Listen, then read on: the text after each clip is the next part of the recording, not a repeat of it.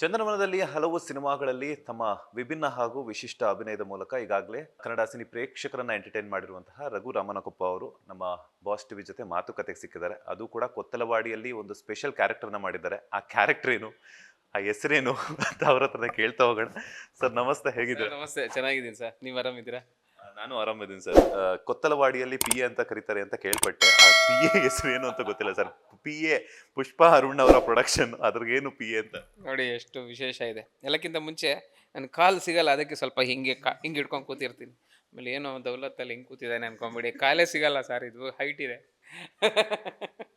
ಆಮೇಲೆ P A ಪ್ರೊಡಕ್ಷನ್ನಲ್ಲಿ ಅಂದರೆ ಪುಷ್ಪ ಅರುಣ್ ಕುಮಾರ್ ಅವ್ರ ಪ್ರೊಡಕ್ಷನಲ್ಲಿ ನಾನು ಒಂದು ಪಿ ಎ ಪಾತ್ರ ಮಾಡಿದ್ದೀನಿ. ನೋಡಿ ಎಷ್ಟು ವಿಶೇಷ ಅನಿಸುತ್ತೆ. ಅಂದರೆ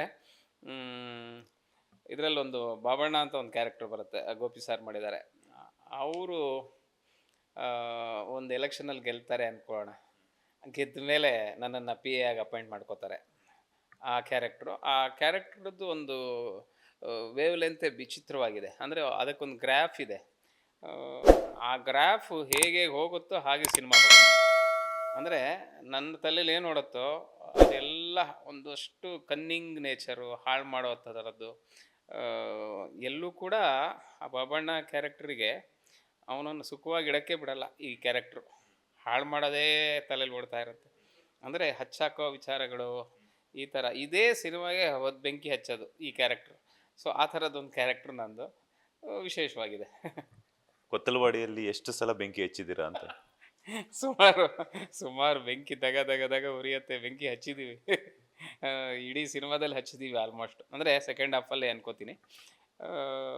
ಈ ಕ್ಯಾರೆಕ್ಟ್ರಿಂದ ಒಂದಷ್ಟು ಕಲಹಗಳು, ದ್ವೇಷಗಳು ಜಾಸ್ತಿ ಆಗ್ತಾ ಹೋಗ್ತವೆ. ಈ ಹಿಂದಿನ ಸಿನಿಮಾಗಳಲ್ಲಿ ನಾವು ನೋಡಿದೀವಿ ಈಗಾಗಲೇ ಸಾಕಷ್ಟು. ಪ್ರತಿಯೊಂದು ಕ್ಯಾರೆಕ್ಟರ್ ಅಂತ ಕೊಟ್ಟಾಗ್ಲೂ ಕೂಡ ಅದಕ್ಕೆ ಅಂತ ಒಂದು ಜೀವವನ್ನ ತುಂಬ್ತೀರಾ. ಸೊ ಇದರಲ್ಲೂ ಹಂಗೆ ಇರುತ್ತೆ ಅಂತ ಎಕ್ಸ್ಪೆಕ್ಟ್ ಮಾಡ್ತಿದ್ದಾರೆ. ಬಿಕಾಸ್ ಯಾಕಂದ್ರೆ ನಿಮ್ಮ ಅಭಿನಯಕ್ಕೆ ಹೆಸರಿಡೋದಕ್ಕೆ ಆಗೋದೇ ಇಲ್ಲ, ಅಷ್ಟರ ಮಟ್ಟಿಗೆ ಜೀವಿಸ್ತೀರಾ. ಸೊ ಈ ಹಿಂದಿನ ಸಿನಿಮಾಗಳಿಗೂ ಈ ಕ್ಯಾರೆಕ್ಟರ್ಗೂ ಏನೆಲ್ಲ ಚೇಂಜಸ್ ಅಂತ ಅನ್ನಿಸ್ತು ನಿಮ್ಗೆ ಅಂತ? ಕರೆಕ್ಟ್, ಒಳ್ಳೆ ಪ್ರಶ್ನೆ. ಅಂದರೆ ನನಗೆ ಕಿರಿಕ್ ಪಾರ್ಟಿಯಿಂದ ಹೆಸರು ಬಂತು, ದೊಡ್ಡ ಮಟ್ಟದಲ್ಲಿ ಜನ ಸ್ವೀಕಾರ ಮಾಡಿದ್ರು, ಸಿನಿಮಾನೂ ಸ್ವೀಕಾರ ಆಯಿತು, ಅದರಲ್ಲಿ ಅಭಿನಯಿಸಿದಂತಹ ಎಲ್ಲ ಕಲಾವಿದರು ಗುರುತಿಸ್ಕೊಂಡ್ರು. ನಾನು ಹಾಗೆ ಬಂದಿರುವಂಥದ್ದು. ನನಗೆ ತುಂಬ ಹೆಮ್ಮೆ ಇದೆ. ಅಂಥದ್ದೊಂದು ಸಿನಿಮಾ ನನಗೆ ಫಸ್ಟ್ ಸಿನಿಮಾ ಆಯಿತು ಅಂತ ಜನ ಸ್ವೀಕಾರ ಮಾಡಿದ್ದು. ಜೊತೆಗೆ ಏನಾಗ್ತಿರತ್ತೆ, ಎಲ್ಲ ಕಲಾವಿದರಿಗೂ ಅಷ್ಟೇ, ಒಂದು ಮಟ್ಟದಲ್ಲಿ ನೀನು ಈ ಪಾತ್ರ ಕ್ಲಿಕ್ ಆದರೆ ಆ ಥರದ್ದೇ ಒಂದಷ್ಟು ಪಾತ್ರಗಳು ಹುಡ್ಕೊಂಡು ಬರ್ತವೆ. ಲೆಕ್ಚರರ, ಇವತ್ತು ಕನ್ನಡ ಚಿತ್ರರಂಗದಲ್ಲಿ ಲೆಕ್ಚರರ್ ಅಂದರೆ ಫಸ್ಟ್ ಹೆಸರು ನಂದೇ ಬರುತ್ತೆ ಏನೋ, ಗೊತ್ತಿಲ್ಲ, ಇನ್ನೂ ಇರ್ಬೋದು ಬೇರೆಯವರು. ನನಗನ್ಸಿದ್ದು ಸಾಧಾರಣವಾಗಿ ಲೆಕ್ಚರರ್ ಅಂದರೆ ಇವನೇ ಫಸ್ಟ್ ಇರಲಿ, ಆಮೇಲೆ ನೋಡೋಣ, ಡೇಟ್ಸ್ ಇಲ್ಲದೆ ಇದ್ದರೆ ಬೇರೆಯವ್ರಿಗೆ ಹೋಗ್ಬೋದು, ಅದು ಆ ಥರದ್ದು ಒಂದಷ್ಟು ಅದು ಇದೆ, ನನಗೆ ಗೊತ್ತಿದೆ. ಇನ್ನು ಬ್ಯಾಂಕ್ ಮ್ಯಾನೇಜರು, ಲಾಯರು, ಅಂದರೆ ಒಂದು ಮಟ್ಟಿಗೆ ಈ ಸೂಟ್ ಹಾಕ್ಕೊಂಡು, ಸಫಾರಿ ಹಾಕ್ಕೊಂಡು, ಇನ್ಶರ್ಟ್ ಮಾಡಿ ಈ ಥರದ್ದು ಪಾತ್ರಗಳನ್ನೇ ಮಾಡ್ಕೊಂಡು ಬಂದಿದ್ದೀನಿ ಕೂಡ. ನನಗೇನು ಬೇಜಾರಿಲ್ಲ. ಬ್ರ್ಯಾಂಡ್ ಮಾಡಿದ್ದಾರೆ ಅಥವಾ ನೀವು ಆ ಥರ ಪಾತ್ರ ಮಾಡಬಾರ್ದು, ಬರೀ ಅದೇ ಮಾಡ್ತೀರಿ, ಸೀರಿಯಸ್ ಪಾತ್ರಗಳೇ ಸಿಕ್ಕಿಲ್ಲ ನಿಮಗೆ ಅಂತ ಬೇಜಾರೇನಿಲ್ಲ. ಯಾವುದೇ ನಟನೂ ಬೇಜಾರು ಮಾಡ್ಕೋಬಾರ್ದು. ಏನೋ ಒಂದು ಸಿಕ್ಕಿದೆಯಲ್ಲ, ಇಷ್ಟಾದರೂ ಇದೀವಲ್ಲ, ಸ್ವೀಕಾರ ಮಾಡ್ಕೊಂಡು ಹೋಗ್ತಾ ಇರಬೇಕು. ನಾನು ಕೂಡ ಅಷ್ಟೇ ಖುಷಿಯಾಗಿ ಸ್ವೀಕಾರ ಮಾಡಿದ್ದೀನಿ. ಒಂದು 150 ಸಿನಿಮಾ ಆಗಿರ್ಬೋದು ನಂದು ಕಿರಿಕ್ ಪಾರ್ಟಿ ಆದಮೇಲೆ. ಒಂದಷ್ಟು ವಿಭಿನ್ನತೆಗಳು ಈ ನಡುವೆ ಇತ್ತೀಚಿನ ದಿನಗಳಲ್ಲಿ, ಈಗ ಒಂದು 2-3 ವರ್ಷದಿಂದ ಒಂದಷ್ಟು ಇವನು ಈ ಪಾತ್ರನೂ ಮಾಡಬಲ್ಲ ಅಂತ ಆ ಬ್ರ್ಯಾಂಡಿಂದ ಆಚೆ ಬಂದು ಹೊರತಾಗಿ ಬೇರೆ ಪಾತ್ರಗಳು ಸಿಗ್ತಾ ಇದ್ದಾವೆ.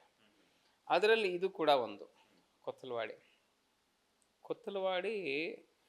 ಇದು ರೆಗ್ಯುಲರ್ ಪಿ ಎ ಅಲ್ಲ. ಇದು ನಾನು ಅಂದರೆ ಪಿ ಎ ಅಂದ ತಕ್ಷಣ ನಿಮ್ಮ ತಲೆಯಲ್ಲಿ ಪಿ ಎ ಕ್ಯಾರೆಕ್ಟರ್ ಅಂದರೆ ಅವನಿಗೆ ಪರ್ಸ್ನಲ್ ಅಸಿಸ್ಟೆಂಟ್ ಆಗಿ ಏನೋ ಒಂದು ಪೆನ್ನು ಪೇಪರ್ ಹಿಡ್ಕೊಂಡು ಬರ್ಕೊಡೋದು, ಇದು ಮಾಡೋದು, ಅದಲ್ಲ.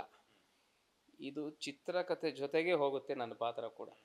ಆ ಮೇನ್ ಕ್ಯಾರೆಕ್ಟರ್ ನಮ್ಮ ಬಾಸ್ ಏನಿದ್ದಾರೆ ಅವ್ರ ಜೊತೆಗೇ ನಾನು ಇನ್ವಾಲ್ವ್ ಆಗಿ ಕಥೆಯಲ್ಲಿ ಟ್ರಾವೆಲ್ ಮಾಡ್ತೀನಿ.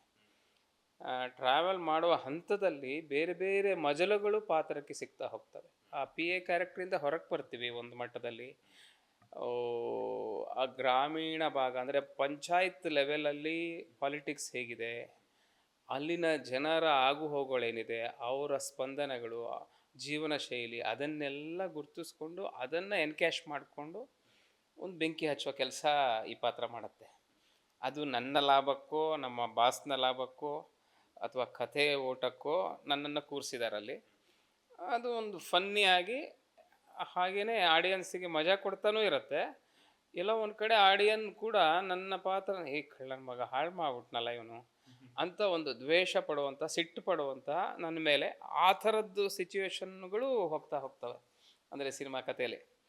ಸೊ ಒಂದು ಗ್ರಾಫ್ ಇದೆ ಪಾತ್ರಕ್ಕೆ, ತೂಕ ಇದೆ, ಗಟ್ಟಿತನ ಇದೆ, ಖುಷಿ ಕೊಟ್ಟಿದೆ. ಲೇಟೆಸ್ಟ್ ಹಾಗೂ ಇಂಟ್ರೆಸ್ಟಿಂಗ್ ಸುದ್ದಿಗಳಿಗಾಗಿ ಬಾಸ್ ಟಿವಿ ಕನ್ನಡ ಚಾನೆಲ್ನ ಸಬ್ಸ್ಕ್ರೈಬ್ ಮಾಡಿ. ಹಾಗೆಯೇ ಬೆಲ್ ಐಕಾನ್ ಪ್ರೆಸ್ ಮಾಡಿ. ಇದರ ಜೊತೆಗೆ ಫೇಸ್ಬುಕ್, ಇನ್ಸ್ಟಾಗ್ರಾಮ್, ಎಕ್ಸ್ನಲ್ಲೂ ಮಿಸ್ ಮಾಡದೆ ಫಾಲೋ ಮಾಡಿ.